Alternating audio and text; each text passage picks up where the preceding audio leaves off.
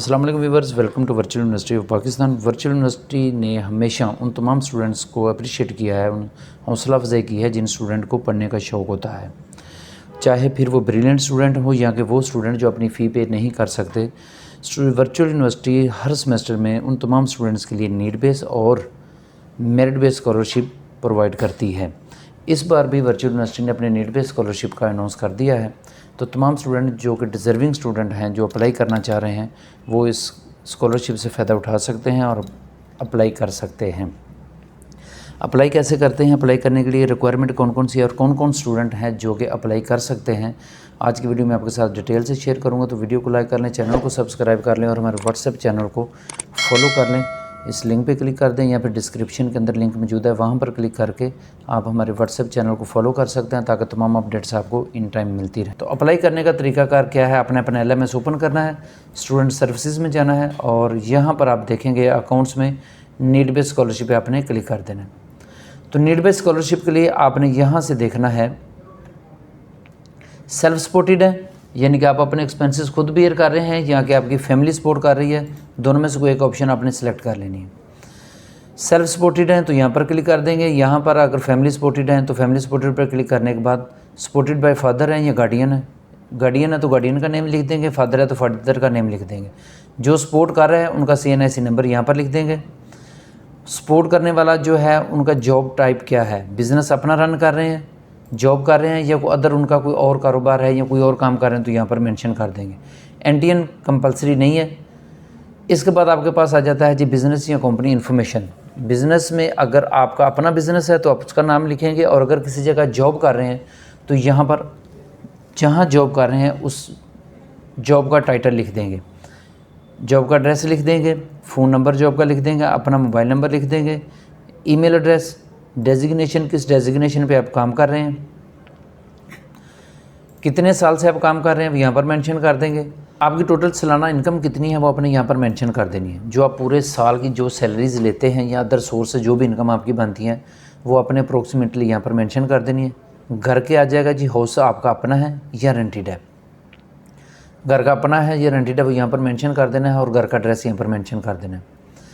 Material status, जो बच्चा apply कर रहा है, अगर खुद कर रहे हैं या फादर कर रहे हैं या कोई भी गार्डियन है, अब उनका मटेरियल स्टेटस आपने यहाँ पर मेंशन कर देना है, मैरिड है या अनमैरिड है। नेक्स्ट आपके पास आ जाता है डिपेंडेंट पर्सनस इंक्लूडिंग यू। जो बंदा अप्लाई कर रहा है उसके इंडिपेंडेंट लोग कितने हैं, उस पर कितने लोग डिपेंड कर रहे हैं, यानी कि वो कमाता है और कितने लोगों को सपोर्ट करता है, वो अपने यहाँ पर मेंशन कर देना है। यहाँ पर अपने फैमिली मेम्बर्स के अपना वालिद वालदा, दादा दादी, नानी नाना, आपके बहन भाई या कोई इसके अलावा रिलेटिव्स जो आप जिनको आप सपोर्ट कर रहे हैं और आपके साथ रहते हैं या नहीं रहते, वो अपने यहाँ पर मेंशन कर देने हैं। कोई भी नेम आप लिखेंगे, उसका रिलेशनशिप यहाँ से सिलेक्ट कर लेना है, उसकी एज कितनी है, स्टेटस उसका क्या है, स्टडी कर रहा है, अर्निंग कर रहा है या कुछ भी नहीं कर रहा, और फ़ी कितनी है वो अपने यहाँ पर मेंशन कर देनी है। इस तरह आपने एक से ज़्यादा कॉलम अगर ऐड करने हैं तो यहाँ पर बॉक्सेस आप ऐड कर सकते हैं। अब नेक्स्ट हमारे पास आ जाता है जी एनुअल एक्सपेंडिचर्स कितने होते हैं आपके, यूटिलिटीज़ पे कितने एक्सपेंडिचर आते हैं अप्रोक्सीमेटली आपने वो मेंशन कर देना है कि साल के अंदर आपका कितना को एक्सपेंस होता है, आपने यहाँ पर कर देना है। एजुकेशन पे एनुअली कितना को एक्सपेंस हो जाता है। लिविंग आपका जो है घर का जो एक्सपेंस है, जो आप रह रहे हैं उनका कितना को एक्सपेंस है वो आप मेंशन कर देना। अगर कोई लोन लिया हुआ है तो यहाँ पर वो मेंशन करना है और लोन के अलावा अदर्स आपके कोई एक्सपेंसेस हैं तो वो आपने यहाँ पर मेंशन कर देने हैं। इसके बाद आपके पास आ जाता है जी आपने लेटेस्ट इलेक्ट्रिसिटी बिल जहाँ पर आप रह रहे हैं आपकी रेजिडेंस का, वो यहाँ से आपने चूज़ करके आपने वो वहाँ से अपडेट कर देना है। इलेक्ट्रिसिटी बिल के बाद आ जाता है जी आपका करंट मंथ का बिल, हिस्ट्री दी हुई है बिल की, हर महीने का बिल को आपने यहाँ पर मेंशन करना है, किस महीने कितना बिल आपको आया था। तो यहाँ पर आपने वो बिल की पिक्चर ओपन करेंगे जब, तो यहाँ पर हर महीने का बिल जो है लेटेस्ट के ऊपर सारे मंथ्स के बिल यहाँ लिखे होंगे, आपने यहाँ से उनकी अमाउंट और मंथ यहाँ पर आपने फिल कर देना।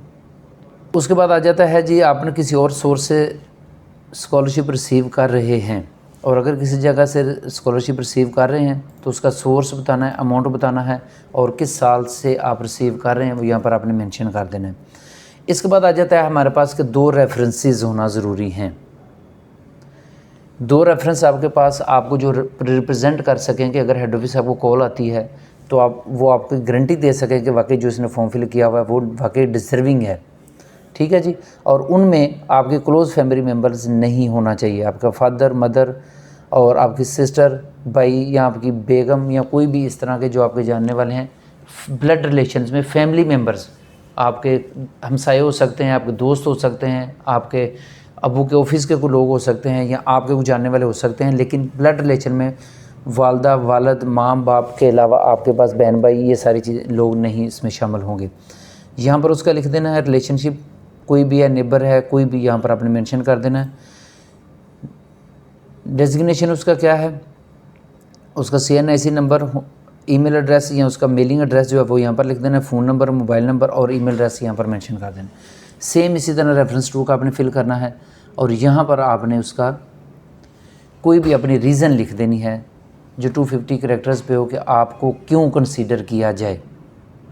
ये सारा कुछ करने के बाद आपने सबमिट पे क्लिक कर देना है और फिर यूनिवर्सिटी सर्वे करने के बाद आपका जो फॉर्म होगा उसको वेरीफाई करने के बाद, व्यू करने के बाद आपको स्कॉलरशिप के लिए वो अलाउ करती है या नहीं करती, वो खुद डिसाइड करेगी। नीड बेस्ड स्कॉलरशिप के लिए आपको अप्लाई करना पड़ता है, लेकिन मेरिट बेस्ड स्कॉलरशिप के लिए आपको अप्लाई नहीं करना पड़ता, वो खुद ब खुद अप्लाई हो जाता है। तो ये थी जी आज की वीडियो। उम्मीद है कि वीडियो आपको पसंद आई होगी। वीडियो को लाइक कर लें, चैनल को सब्सक्राइब कर लें और हमारे व्हाट्सएप चैनल को फॉलो कर लें ताकि तमाम अपडेट्स आपको इन टाइम मिलती रहें।